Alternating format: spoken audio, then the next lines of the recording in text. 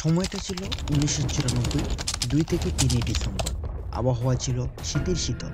সেই রাতে যখন ভারতের মধ্যপ্রদেশ রাজ্যের ভোপাল শহর যখন বিশ্রামরত অবস্থায়, সেই বিশ্রামরত অবস্থায় গোটা ভোপাল শহরটি যেন তছনছ করে দিল। ভোপালবাসীদের কাছে চোখের যন্ত্রণা, নিঃশ্বাসের কষ্টে, মৃত্যুর দিকে। হ্যাঁ, বলছি ভোপাল গ্যাস বিপর্যয়ের কথা। ইতিহাসে এই বিপর্যয়কে সর্বনিকৃষ্ট শিল্প বিপর্যয় হিসেবে বিবেচনা করা হয়। এই বিপর্যয়ের জন্য কে দায়ী? সেখানকার কর্মচারী, নাকি সুপারভাইজার, না পুরোপুরি কোম্পানি? এই সমস্ত কিছু নিয়ে আজকের বিষয়। ইউনিয়ন কার্বাইড নামক এক মার্কিন রাসায়নিক কোম্পানি ১৯৬৯ সাল নাগাদ ভোপাল শহরে একটি কলকারখানা তৈরি করেন। কলকারখানাটিতে কার্বালিন নামক কীটনাশক তৈরি করা হতো, যা সাধারণত সয়াবিন নামে পরিচিত। এই কীটনাশক কৃষিখাতের উৎপাদন বৃদ্ধি করে। এই কীটনাশকের একটি অন্যতম উদাহরণ হল ভারতের সবুজ বিপ্লব। ৮৪ সালে ২ ডিসেম্বর রাত্রে E610, E611 এবং E619 এই তিনটি ট্যাঙ্ক MIC গ্যাস মধ্যে জল ভরতে শুরু করলে গ্যাস মারাত্মক রূপ নেয়। রাত ১০টা ৩০ নাগাদ ৭০ কিলোপাস্কাল এ পৌঁছে যায়। ১১টা ৩০ নাগাদ MIC এর কর্মীরা MIC এ সমস্যা এক্সপোজারের প্রভাব অনুভব করেছিল এবং পাইপের মধ্যে কোথাও কোনো ফুটো রয়েছে নাকি তা খুঁজতে শুরু করেন। সেই বিষয়ে ১১টা ৪৫ নাগাদ কোম্পানি সুপারভাইজারকে জানানো হয়, কিন্তু এতে খুব একটা লাভবান হয় না।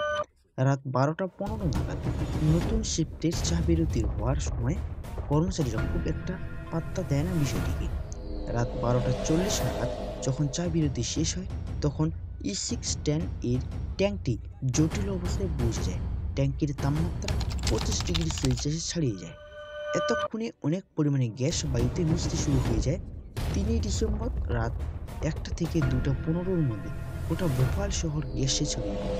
এই সময় কলকারখানার এলাকার কিছু বাসিন্দা প্রথমে নাকে আসে একটা দুর্গন্ধ, তাদের চোখের যন্ত্রণা, চোখ জ্বলতে শুরু করে। অনেকেই মনে করেছিল কাছের ধারে কেউ যেন লঙ্কা পড়ছে। সময় যত পেরোচ্ছে, অবস্থা আরো গভীর খারাপের দিকে যাচ্ছে। গন্ধ আরো জোরালো হয়ে উঠছে। মানুষজন অল্প সময়ের মধ্যে নিঃশ্বাসের সমস্যা দেখা দিচ্ছে। অনেকেই বমি করতে শুরু করেছে। পুরো ভোপাল শহর যেন বিশৃঙ্খলে ছড়িয়ে পড়ে। হাজার হাজার মানুষ বাড়িঘর ছেড়ে পালাতে শুরু করেছে। অনেক মানুষ মাটিতে লুটিয়ে পড়ছে, তাদের মুখ দিয়ে ফেনা বেরোতে শুরু করেছে। অনেকেই চোখের জ্বালায় চোখ খুলতে পারছে না। যখন কলকারখানার বিপদ সংকেত সাইরেন বেজে ওঠে, তখন মানুষজন চিৎকার করতে থাকে যে কলকারখানা থেকে গ্যাস লিক করেছে। তো ঘন গ্যাসের ধোঁয়ার মধ্য দিয়ে রাস্তা দেখা যাচ্ছিল না।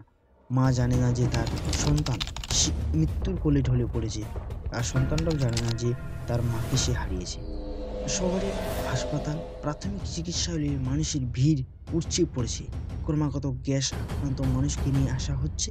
মাটির উপরে হাজার হাজার বিড়াল, কুকুর, গরু, ছাগল, পাখি মৃত্যুর স্তূপ পড়ে রয়েছে। যত সময় পেরোচ্ছে, চতুর্দিকে শুধু লাশ আর লাশ। নিহতের সংখ্যা ক্রমাগত বাড়ছে। ৭২ ঘন্টার মধ্যে প্রায় ৮,০০০ মানুষের মৃত্যুতে ঢলে পড়ে।